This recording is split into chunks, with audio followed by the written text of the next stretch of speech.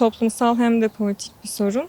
Ben hem burada yaşıyorum hem de Van'da okudum. Özellikle doğu bölgelerinde el altından çok fazla ucuza mallar satılıyor. Özellikle metamfetamin denilen tek seferde kullanılıp zaten direkt bağımlılık yapan ilaçların çok ucuza her tarafta satıldığı bir sorun var şu an. İradesizleştiriyorlar, eğitimsizleştiriyorlar abla, anladın mı? Bilmesinler, okumasınlar, etmesinler. 8-9 yaşında bir çocuğun erişmesi bu biraz daha yönetimle alakalı bir şey. Bu da bir özel savaş politikasıdır. Örgütsüz bir halk istiyorlar. Gençlik o geleceğimiz normalde diyoruz değil mi?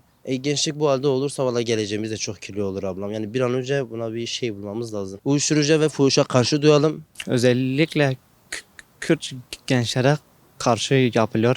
Sırf gençlerimiz bilinçsiz kalsın diye. Devlet bir önlem almalı. Devletin de işine geliyor herhalde. Önlem de almıyorlar bu konu hakkında. Herhalde insanların zehirlenmesi, ölmesi hoşlarına gidiyor. Bilinçlidir abi. Çünkü sen onların mesela örneğin bir git bir bankayı soy diyor tekel izinden biz onların yolunu bulmuşuz. İşte nerede olduğunu bulmuşuz. Onları gözaltı etmişiz.